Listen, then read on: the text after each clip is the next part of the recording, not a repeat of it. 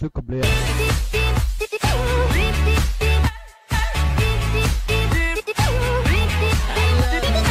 Salut, c'est Antoine et on va faire un petit tour d'horizon de différentes cryptos. On va commencer par le Bitcoin en dollars, donc la crypto majeure. Comme vous le savez probablement, on est vraiment en pleine phase de baisse et il n'y a aucun signal de reprise haussière pour l'instant. Les cours baissent. On va essayer de voir jusqu'où ça peut aller. Alors, ce qu'on avait vu la semaine dernière, je crois qu'on avait tracé un biseau comme ceci, en traçant une oblique en haut et en bas, et ça nous donnait quelque chose comme ça. On avait un biseau, et je vous avais dit, quand on a un biseau, il faut attendre une cassure à la hausse ou à la baisse. Et en général, ça indique une poursuite du mouvement. Donc nous, on voulait une cassure à la hausse, mais il n'y a pas eu de cassure à la hausse. Et là, c'est en train de tester la cassure à la baisse. Donc, on est en format journalier, ça veut donc dire que cette bougie, il faut attendre sa clôture pour estimer qu'elle a cassé à la baisse le biseau. Mais si elle cassait le biseau à la baisse, comme c'est le cas actuellement, ça indiquerait en théorie une poursuite de la baisse. Donc là, c'est pas du tout bon pour ceux qui veulent acheter sur les cryptos. Là, on a vraiment le signal inverse, on a un signal de continuation de baisse en cours. On va essayer de voir, en dézoomant un peu, quelles autres lignes on peut tracer. Donc là, on aurait une ligne intermédiaire de support, ici. Et vous voyez, ce support a été cassé à la baisse également. On l'a cassé, on a fait un pullback avec la bougie verte ici dessus, et là, ça repart à la baisse. Donc là, les cours sont vraiment extrêmement baissiers. Donc ce support a été cassé à la baisse. Qu'est-ce qu'on a d'autre comme support plus bas? Si on prend ce point bas, là on aurait un autre support de plus long terme. Donc ça nous fait remonter jusqu'en juillet 2017 ici. Donc là on a cette ligne de support, c'est le prochain support qui pourrait peut-être bloquer un peu cette chute du Bitcoin. Donc je dis peut-être parce qu'on ne sait pas si le support va bien marcher ou pas. Le support orange n'a pas fonctionné, il n'y a pas eu de rebond. Là, le biseau est en train d'être cassé à la baisse, pas de rebond. Donc le prochain niveau où on peut espérer un rebond, ça va être sur cette ligne de support en rouge. Donc là, si les cours descendent, il faudra regarder comment ils vont réagir sur cette ligne de support. Et s'ils rebondissent, peut-être qu'on aura des occasions pour se placer à l'achat. Mais comme je vous dis, au niveau actuel, donc à 7385, on n'a rien à faire, on n'a aucun achat possible, parce que le biseau est en train d'être cassé à la baisse. Donc c'est plutôt un signal baissier. Donc là, je pense que pour ceux qui veulent acheter, il n'y a rien à trader jusqu'à temps qu'on teste cette ligne en rouge. Ou alors, si à la fin de la journée, la bougie est remontée à l'intérieur du biseau en bleu, là, ça serait peut-être un bon signe pour un retour à la hausse. Ça voudrait dire que le biseau en bleu n'a pas été cassé à la baisse. Mais pour l'instant, vu comme ça se présente, ça a l'air vraiment très très baissier. On a fait un point plus bas que le dernier point plus bas ici, avec la mèche. Donc là, je pense qu'il y a des grandes chances qu'on teste l'oblique en rouge. Donc ça nous amènerait vers 5000, 5800, 5900, voire 6000, selon à quel moment on va toucher l'oblique en rouge. Mais d'ici là, je vois pas de reprise haussière possible. Et donc, vu que le Bitcoin, c'est la crypto majeure, que les autres cryptos sont plus ou moins corrélés au Bitcoin, tant que le Bitcoin n'a pas rebondi franchement, n'est pas reparti à la hausse, on va avoir du mal à avoir des plans haussiers de moyen ou de long terme sur les autres cryptos. On va quand même regarder un peu ce qui se passe sur certaines autres. Alors, on va regarder l'Ethereum en dollars, donc toujours en format journalier. L'Ethereum, c'est extrêmement baissier aussi, sans surprise. Ici, on avait donc un support horizontal avec cette mèche basse, et vous voyez, on est en train de le casser. On l'a testé ici une fois, on a rebondi, on l'a retesté un peu, ça fait une petite mèche un peu rebond, et là, troisième fois qu'on le reteste, là on le casse à la baisse. Donc il y a des grandes chances que ça continue à baisser, parce que on n'a pas rebondi deux fois et on n'est pas revenu deux fois tester ce niveau pour ne pas le casser au bout d'un moment. Donc là c'est le troisième test qu'on fait, le niveau est en train d'être cassé, il y a une forte probabilité qu'il soit cassé en clôture de bougie journalière, et donc ça annoncerait une poursuite de la baisse. Si on essaie de tracer des obliques, donc à la hausse, on aurait ça. On peut regarder si on trace un canal symétrique à partir du point bas, ça nous amènerait par ici. Donc là, c'est purement hypothétique pour l'instant, parce qu'on n'a pas beaucoup d'autres points de support possibles à tracer. Peut-être quelque chose avec ces points comme ceci, mais c'est quand même relativement loin des cours encore. En plus proche, est-ce qu'on aurait quelque chose comme ça? Bah là, c'est une ligne oblique qui a été cassée, donc il n'y a pas eu de support ici, enfin il y a eu un petit rebond, mais c'est reparti à la baisse, donc là, ça accrédite encore le scénario baissier pour l'instant, tout ça. Donc là, je pense qu'il faut qu'on teste au minimum le bas du canal, donc il serait quelque part par ici, hein. Donc ce canal, cette ligne rouge, c'est juste la ligne qui est vraiment parallèle à celle-ci. On n'a qu'un seul point de contact pour l'instant, on ne sait pas si ça va marcher, mais souvent quand on trace un canal parallèle, le bas réagit bien avec la même inclinaison que la ligne d'en haut. Donc à voir, mais dans tous les cas, pour l'instant, à court terme, il n'y a aucun achat possible à faire dessus.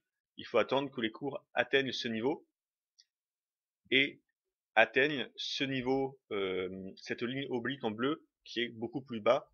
Là, ça serait le point idéal pour tenter de rejouer l'achat. Mais on en est quand même très loin. Là, ça nous amènerait vers les niveaux 350. On est actuellement à 740. Vous voyez qu'il y a encore pas mal de marge à la baisse.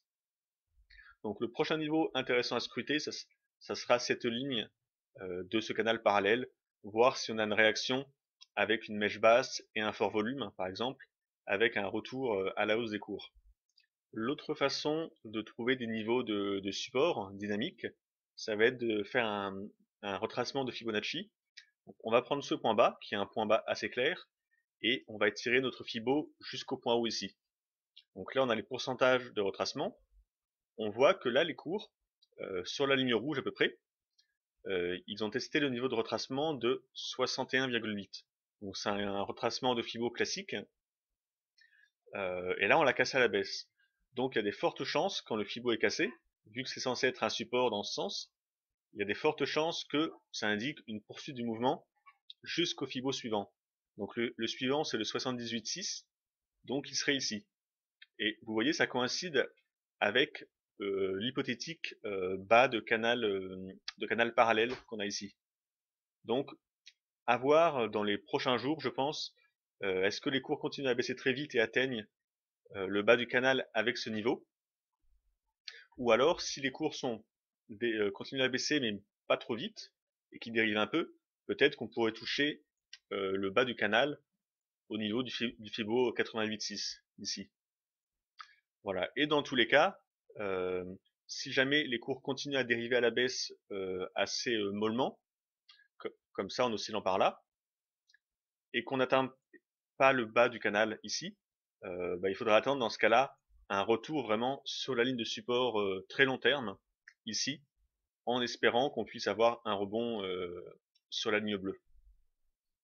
Donc voilà, vous voyez ici, c'est comme le Bitcoin, il n'y a pas de niveau d'achat intéressant pour l'instant. Tout ce qu'on peut faire, c'est guetter les réactions sur ces niveaux et voir si on a des signaux acheteurs sur ces niveaux. On va regarder le Litecoin en dollars, donc toujours en format journalier. Pas de surprise, on voit qu'il y a un mouvement de baisse comme sur les autres cryptos. On peut tracer des lignes comme ça, des obliques, pour encadrer un peu les cours. Et là, on a une espèce de biseau. Alors ici, on voit que là, on est en train de tester le bas du biseau. On a fait une mèche basse. Là, en théorie, on pourrait tenter des achats parce qu'on est en train de tester le bas. Et le scénario, c'est on va pas casser le bas du biseau, on va rebondir, tester le haut du biseau et peut-être casser le biseau à la hausse avec après un beau mouvement haussier. Mais pour l'instant, ça reste purement théorique. Je voulais vous montrer un peu les indicateurs, ce qu'on peut voir. Alors le RSI ici, on n'a pas de signal. Il est dans sa zone neutre. C'est assez, il n'y a pas grand chose à en tirer. Donc on va l'enlever. Par contre, le MACD, on voit que les cours sont baissiers. parce qu'on est sous le niveau 0. Et donc ça veut dire que les cours sont en zone de survente. Et quand on est en zone de survente, ça peut pas rester éternellement. On va sûrement repasser en zone neutre, donc les cours vont remonter, et on aura peut-être un signal d'achat donné par l'indicateur. Pour qu'on ait un signal d'achat, il faut que les deux lignes ici se croisent à la hausse. Donc pour l'instant, c'est pas le cas. On voit qu'elles sont en zone de survente, donc elles sont à moins 20, mais elles ne se sont pas croisées à la hausse. Et une survente, ça peut durer très très longtemps. Les cours peuvent rester en survente des semaines. Donc faut pas se mettre à acheter trop tôt. Tant qu'on n'a pas un signal d'achat, ben, il faut l'attendre. Parce que si on se met à acheter ici, et que les cours continuent à baisser pendant des jours et des jours, on va être sorti de position. Donc vous pouvez guetter à la limite le MACD.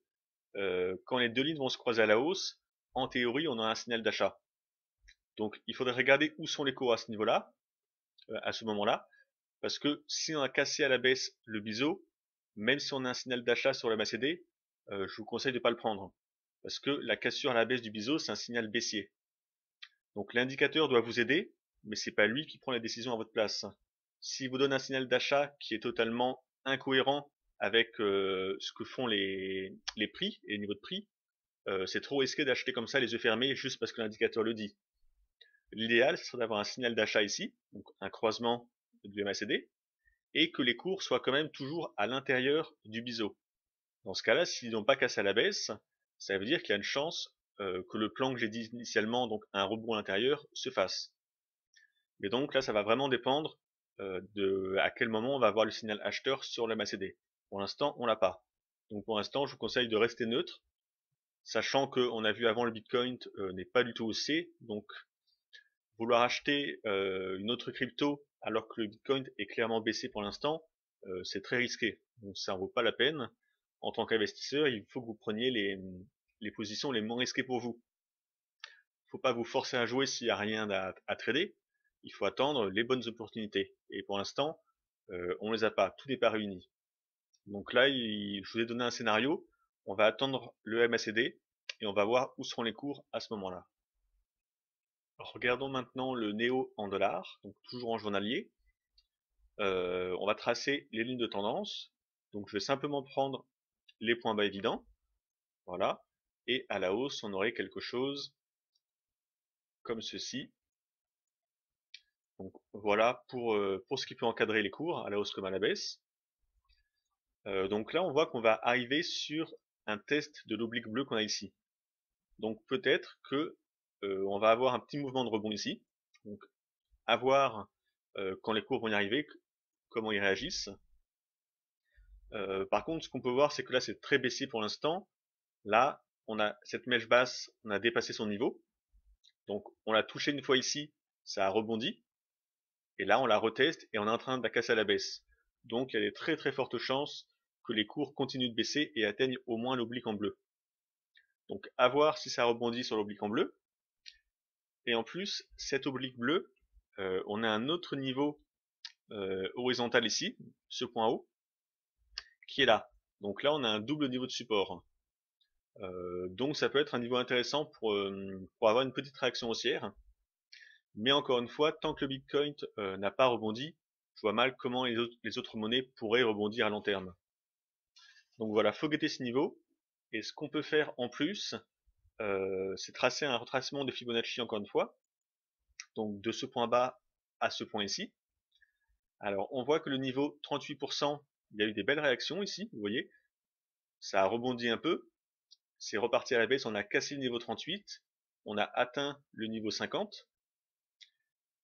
Ce niveau 50, on est en train de le casser à la baisse. Donc le prochain objectif logique, si on travaille avec les Fibos, ça serait le niveau 61,8. Donc là, on peut même étendre la zone de support comme ça. On pourrait peut-être avoir une mèche basse qui va toucher le niveau 61,8 avant que ça reparte peut-être à la hausse. Donc ce que je vous conseille, si vous voulez tenter un achat, c'est d'attendre qu'on ait touché le Fibo 61,8, idéalement avec une mèche, et là vous pouvez tenter un achat après. Donc le niveau est à 77,88 et vous voyez c'est vraiment le niveau maximum parce que si les cours devaient continuer à baisser en dessous de ces Fibos, ça voudrait dire que notre ligne oblique en bleu aurait été cassée à la baisse. Parce qu'on serait quand même largement sous la ligne bleue. Donc la ligne bleue de support, elle peut être cassée un peu à la baisse par des mèches, mais si elle est trop cassée, ça veut dire qu'elle a cédé. Donc là, si on devait dépasser ce niveau de 61,8, on pourrait se dire que l'oblique bleu a été cassé, et donc ça sera un signal baissier.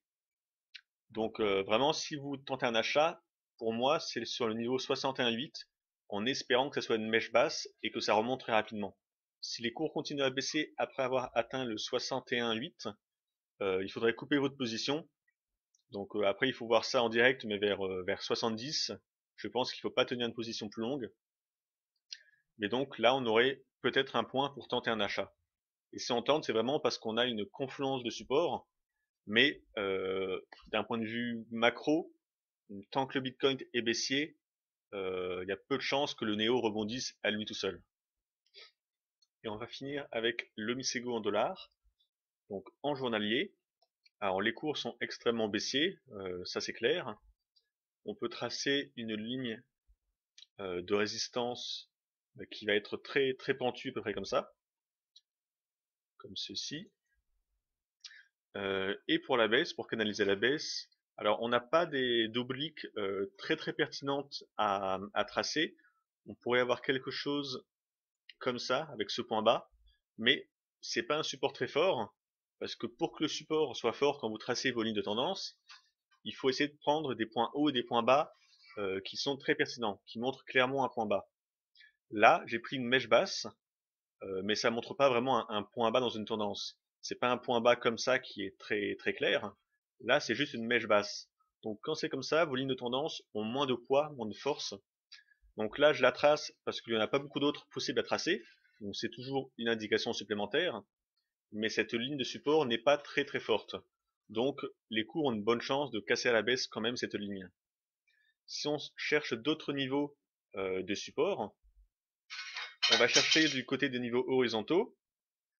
Là, on aurait un point bas, ici, qui a été touché également ici.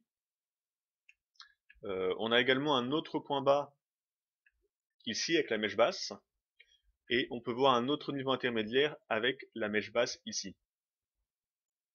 Voilà, mais encore une fois, c'est vraiment des points bas qui sont pas très très pertinents. Le plus pertinent, je pense que c'est quand même celui-ci, parce que là, on voit qu'on a une belle zone horizontale de support avec beaucoup de mèches de bougies un peu partout, là et là. Cumulé, on doit avoir une dizaine ou une quinzaine de bougies qui ont testé ce niveau et qui ont rebondi dessus plusieurs fois. Donc ce niveau est un niveau assez résistant de support. Donc je pense que le plus prudent, c'est d'attendre que les cours continuent à baisser et viennent tester ce niveau pour potentiellement retenter des achats à partir de ce niveau. Donc ce niveau, il va de 6681 jusqu'à le bas, c'est 5056 à peu près. Donc là, il faut attendre maintenant qu'on atteigne ce niveau, parce que sur les niveaux actuels, il n'y a pas vraiment de raison de vouloir tenter des achats.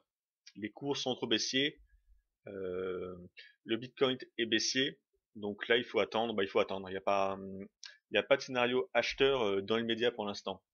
Ce niveau de support intermédiaire qu'on a fait avec cette mèche basse, il va peut-être faire rebondir les cours, mais il est vraiment pas très fort, pas très pertinent. C'est vraiment une mèche basse qui a touché. Il n'y a pas eu beaucoup de points de contact, donc il y a des grandes chances que ça soit cassé à la baisse, comme l'oblique en bleu ici. C'est des niveaux vraiment très faibles. Donc c'est vraiment ça le gros niveau à attendre pour tenter de voir si les acheteurs reviennent sur le marché. On peut également tracer un Fibo pour regarder un peu les niveaux de support dynamique.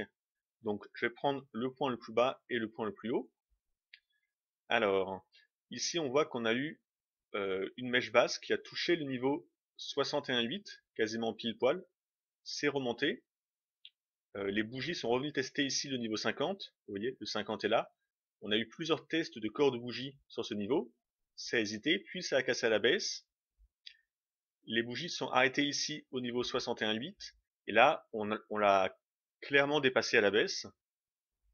Donc le prochain niveau, ça va être le 78,6, qui est en bleu ici, et après le 88.6. Et le 88.6 est intéressant parce qu'il se trouve dans la zone de support qu'on a vu avant. Donc là, ça rajoute encore un élément de support supplémentaire dans cette zone en orange. Donc là, pour moi, c'est vraiment la zone qui va nous intéresser pour espérer peut-être un rebond de la crypto.